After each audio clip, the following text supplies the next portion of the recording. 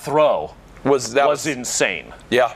That is a player that knows the timing. That's a perfect example of pulling the dynamite out, waiting at just the right moment to toss it, and getting the explosion up top to clear a floor or two of structure above, and the knockdown to get the elim. Immediately dove into the water to get it too.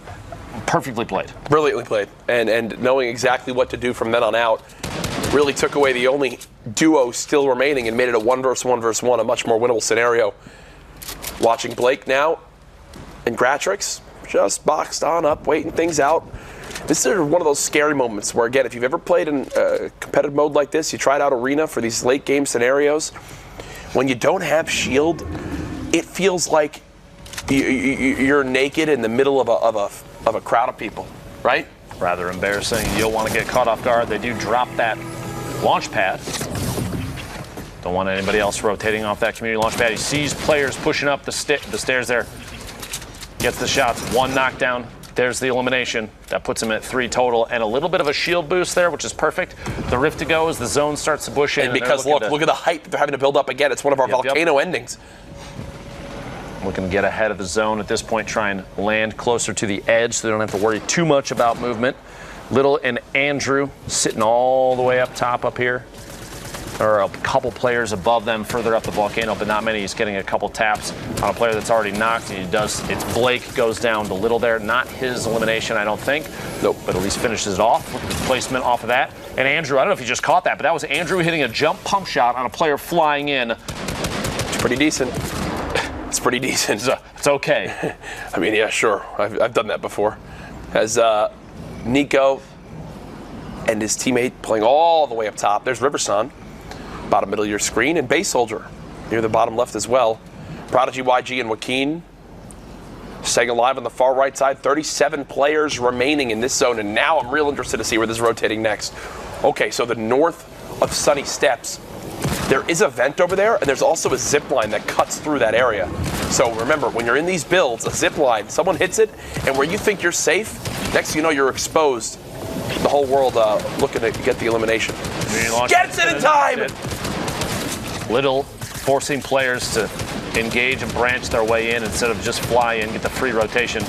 But at some point here, Little's going to have to make a move of his own, and here we go. The launch pad goes down. His teammate, Andrew, rotates as well. There's a zip line going through on the left side. Okay, so I think it's going to go a little bit east of the vent that's up here, so probably won't come into play. It's close enough, potentially, on the next rotation that if you have enough HP, even if it's in the zone, you could push out, take 1, 2, 3 ticks, maybe, but still get the vent off. Some stinks. He's applying pressure for the zoning. Looking for anybody bombing in at this point. Any damage that he can do may be another elim. You got to watch your back just in case. Yep. Plasma, absolute one shot. Rich Homie Quinn does go down. Persecute and Riverson trying to build on through. Seems like they're the focus of the players on the high ground for the moment. Still a ton of builds left, and look at the RPG and Riverson's inventory. 13 rockets left.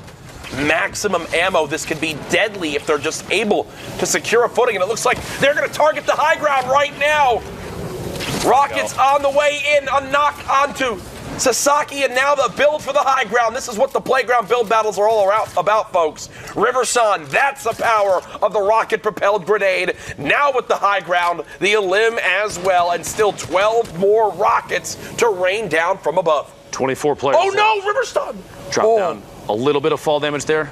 He's building up, trying to establish the high ground again, but it looks like he got caught off guard. Editing his way up. Drops again. 59 HP. Jack drops again. 2 builds. Almost out of builds. Jack, he's completely out at this point. He's got to go for an elim and pick up somebody else's mats. You got to imagine there's a player that's carrying his inventory and he's stuck in the outside. 19 HP, Jack. Nope. Looking for the elim. He's crawling his way in. There's a baller. Maybe a chance. If that player either pops out or he could break it. They're clinging onto him. He's going to have to knock through the wall. He's still in it, Jack. It's not over yet. Pushing through the brick, avoiding the metal because it takes more hits to make its way through. 19 HP. Looking for any elim he can, Jack. Even just one puts him in a better spot. There's a player over the top, and aim savior goes down. Riverson still in it, gets knocked as another duo rolls into the same box, but he made it from the outside, fighting against the storm the entire time. And that was Persecute, the teammate, trying to come back on in. They do at least finish another elimination. Seal Matt now realizing it seems like his fate with this zone right here. Going to have to break on through so many metal structures. This is why metal on the low ground is just so scary. 13 builds left, 11 players in total. Only 7 total teams left in this one. Mony with the on to Andrew. Andrew finally goes down. Remember, he was the one that hit that crazy flying pump shot earlier.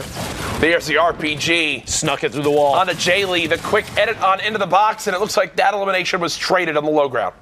I don't think he realized that he had the pyramid over the opponent, edited the side open, and basically exposed him to a pump shot. Now at this point, players in the high ground just looking to keep developing that side. Wheels continue to see him light up the elimination feed as there's another one on the kicks. Wheels, the low ground warrior at the moment. 5 players remaining, 3 teams in total. Mony and TiG on the high ground, Prodigy and McKean on the mid ground, and Wheels all by himself on the low ground.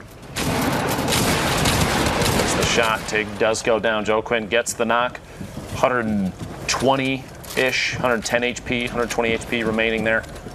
Mony has the top down. 5 players but 1 knock. 3 duos remaining. There's 3 teams, 1 duo remaining.